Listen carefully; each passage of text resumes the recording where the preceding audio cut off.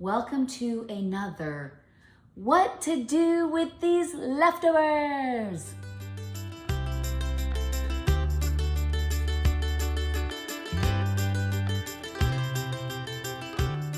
I kind of feel like I'm getting better at it. So I have leftover chicken and I have leftover meatloaf. I'm going to turn these into meat for tacos and pulled chicken for tacos.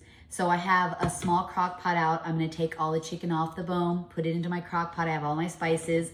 Then I'm gonna take the meatloaf and I'm going to crunch it all up and I'm gonna put it into a pot and just kind of slow cook it because it's already cooked. So I'm basically reheating it up with spices, like Mexican themed spices. And so we're gonna have, you can see behind me, we're gonna have tacos, we're gonna make Spanish rice from scratch. So the first thing I wanna do is getting this taken care of because I want it to kind of simmer on low.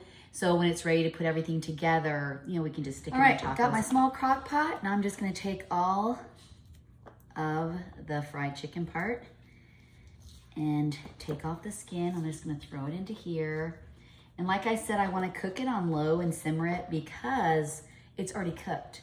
And if you cook it on high and cook it too long, it's gonna be all dried out. If you get some skin in there, it's okay. I got 2 huge buckets of chicken yesterday, and like I said, I had a couple boys that left, so it didn't get eaten like it normally does. And then I have some meatloaf left over from the other day. I'm gonna make it just into beef for tacos. All right. I'm not sure how much meat I'm gonna get off of this, but we'll work at it. I traded out my crock pot because I have more meat than I have chicken, and this little, isn't this the cutest thing ever? So I'm gonna go ahead and just I stuck the chicken in here, and now I'm gonna add the spices. I got my meatloaf here that I'm gonna stick into the bigger one. It just makes sense. I mean, there wasn't much there. And so between the two of them, I think we'll be okay, because like I said, we don't have a lot of people here this week, so I don't have to cook like extra big, but this worked out just perfect. By doing both of these. And my Gideon, so he's kind of the one that, he's pretty particular, but he's been actually pretty good about liking the stuff I've been doing. I've been, you know, kind of asking them what they want. And, but he comes in and he's ready, like he's ready for dinner because they work so hard. And lately they've been getting off early, and he comes, he's like, dinner ready? I'm like, it's 4 o'clock, like 4 o'clock. I have dinner ready at 5:30. So you're gonna have a little snack or whatever. So now I'm just gonna add the rest of this. I'm actually gonna half it. So I have a can of green chilies, a can of diced tomatoes. I'm gonna do half here and half into the meat. So basically both of them are gonna have the same exact spices. I'm just gonna divide them in half and then let them simmer. And I'm glad that I had this extra crock pot. I forgot I got this because I was gonna put the meat into a pan in the oven, but it's gonna get too hot. So I just wanna simmer it on low. I mean, I still have an hour for dinner. So I think if I simmer it on low, it'll bring up those spices.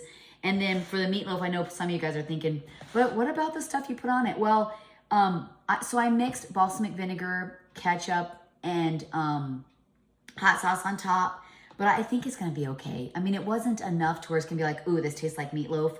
I think I can make it work. I think I can make it work. So I'm gonna stick the meatloaf into the pan, and then I'm just gonna split up the spices between the two of them. The meatloaf, there is a little bit of mashed potatoes in it, but I think it's gonna be okay. It's better than nobody eating it, right? Okay. So I'm just gonna crumble it in like it was ground beef.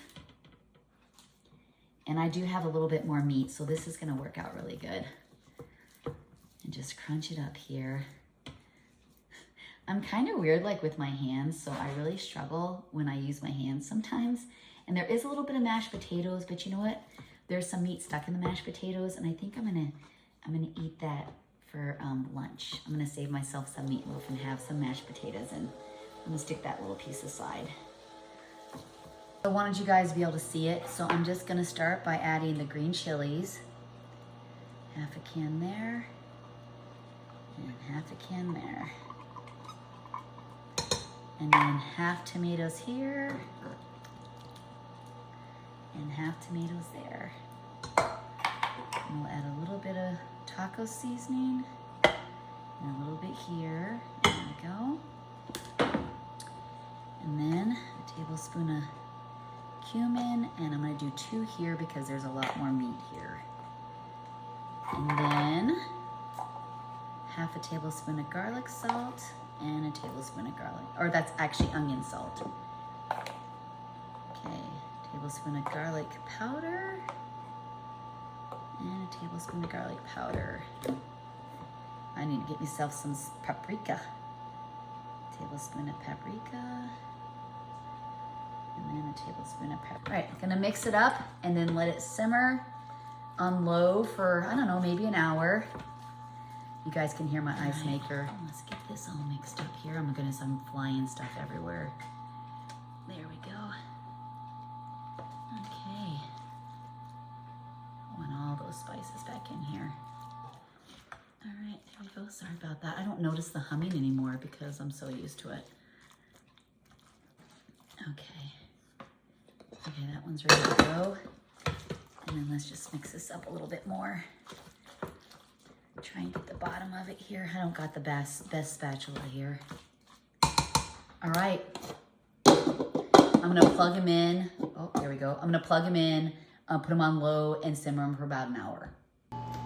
Okay, so I got the shells cooking and then I'm gonna show you the chicken and the beef. It actually looks really good. I just stirred it. Look at that. You would not know it was Kentucky Fried Chicken. And then here's the beef. And you would not know that that was meatloaf, would you? My dogs are playing outside. All right, so I'm gonna let that simmer for a little bit longer to start getting dinner ready, getting all set out. I'm working on the Spanish rice. So I have the minute rice going. I did 2 cups, 2 cups. So I'm gonna use a half a can of green chilies. I have this Baja style corn. And then I have this chili garlic hot sauce and then some salsa. So I'm gonna try and put together Spanish rice on my own, Mexican rice. We'll see how it turns out. All right, so I'm gonna add a half a can of green chilies. There we go. A can of Baja corn. There we go. A couple drops of this garlic hot sauce. There we go. And then a half a jar of salsa. Okay, I'll stir this up. And voila, Spanish rice. Oh goodness. Okay, everything is ready to go. There's the burger. Here is the chicken. And then the plates and silverware. There we go. And I also got soft shell tacos. And then hard shell tacos. There we go. I like to use my cutting boards as platforms. There we go. Okay. Sour cream and salsa.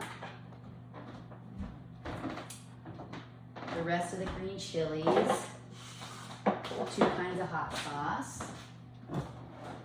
I had leftover corn, so I thought maybe somebody will want to put corn on their taco. I don't know.